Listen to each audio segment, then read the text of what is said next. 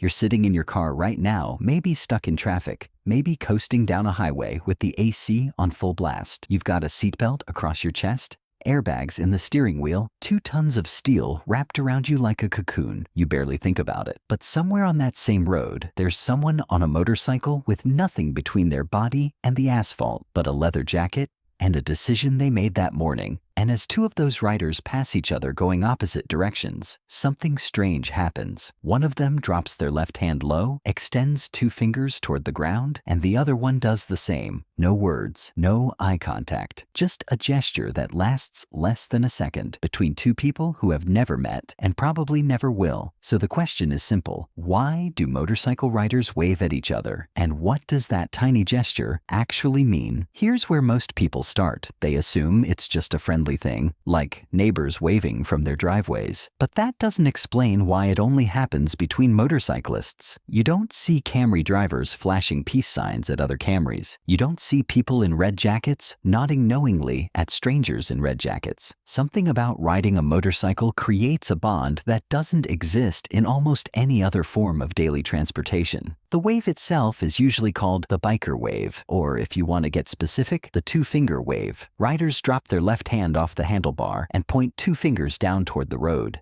Some people trace it back to 1904, when Harley-Davidson and William Harley, yes, those 2, supposedly waved at another motorcycle rider while passing on a road outside Milwaukee. Whether or not that specific story is true, by the mid-20th century, the wave had become a universal ritual among riders across North America, Europe, and eventually the world. It costs nothing. It takes half a second.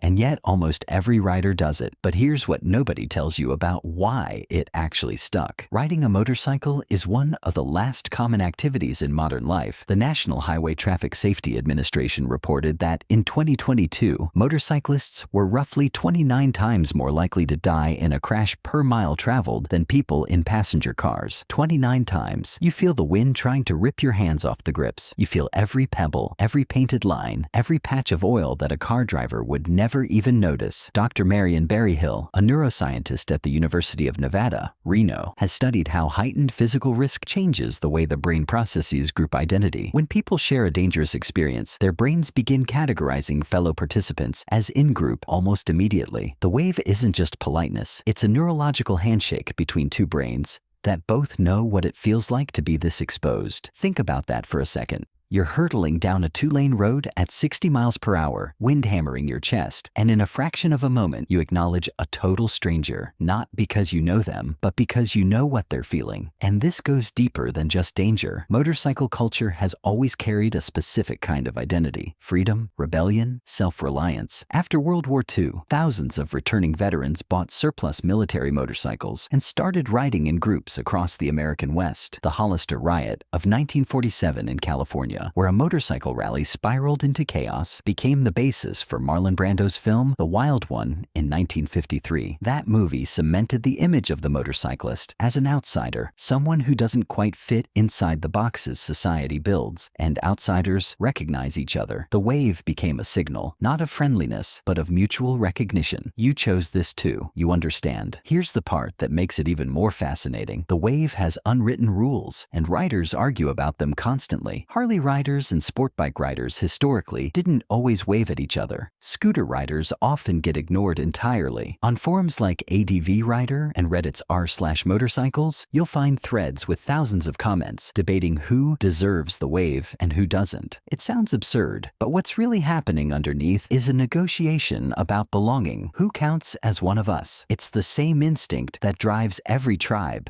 every nation, every sports fandom on Earth. Humans are constantly drawing invisible lines around their groups, and the motorcycle wave is one of the most visible real-time examples of that instinct playing out on public roads every single day. But here's what doesn't make sense until you think about it. Despite all those debates, despite the tribalism, the wave keeps spreading. A 2019 survey by RevZilla, one of the largest motor gear retailers in the US, found that over 80% of riders said they wave at all other motorcyclists regardless of what they're riding. The walls keep going up, and people keep waving over them anyway. Something about the shared vulnerability overrides the tribalism. The danger is a bigger identity than the brand, and maybe that's the part worth zooming out on. We live in a world that's getting more isolated every year. The average American in 2023 spent less face-to-face time with friends than at any point since researchers at the American Time Use Survey began tracking it. People commute in sealed metal boxes, staring at phones at red lights, barely registering the humans around them. But on motorcycles, you can't hide.